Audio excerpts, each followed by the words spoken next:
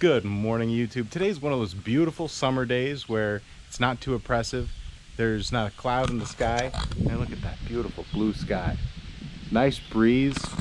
I have a celebration to go to in about 3 hours, so I want to see if I can throw this core support on really quick. It did come, of course, from Rockauto, which is amazing. For the price of the core support and a very good radiator, still less than a junkyard pulled one. Nuts. Crazy. Yeah, I don't know how they do it. And they give you a cool little magnet, which is neat. I mean, it's not the deal breaker if you don't get one of those, but it is pretty cool. So today we're going to go ahead and slap that back on there, put the transmission cooler back on, pull these parts and pieces off, and I think we can get it done pretty quickly. So here's looking for a quick episode for you guys. All right, let's get her done.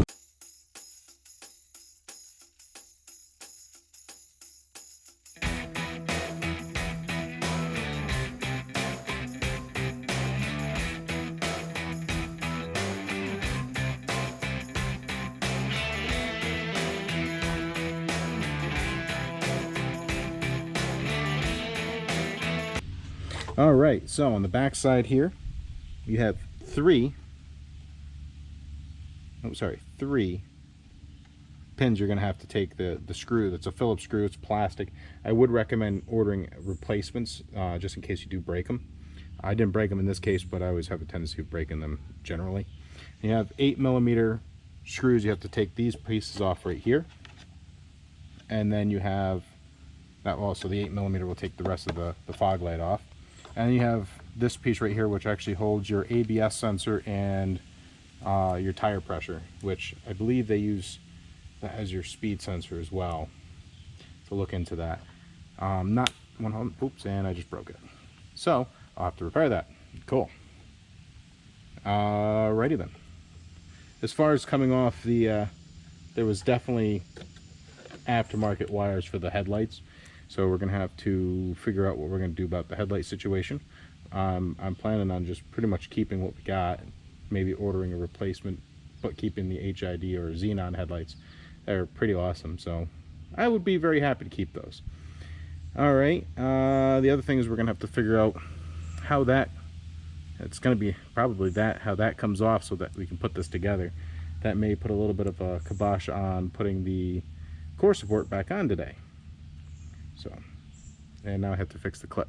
So careful, plastic becomes brittle over time, and I'm fairly confident the new one doesn't have that in it. So yeah, don't break it if you can help it. So we're gonna get right back to it and see. Oh, and there is an air box you have to take out, which once again, it definitely seems like we're gonna have to either remove that, have to look into how that pops off, drops down. May have gotten more complicated to replace the core support. You know what they say? It's kind of like Gilligan's Isle. You go in for a 3-hour job and it turns into an 8-hour job. So this may not get done today. I guess we'll have to find out. All right, underneath here, you can actually see there's 2 bolts right here.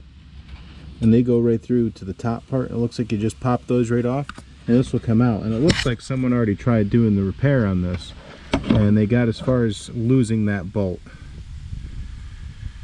So we'll have to see what kind of bolts I have around here that might fit that, and just so it keeps it lined up. I'm sure the other side was the same way because I didn't take one out of there.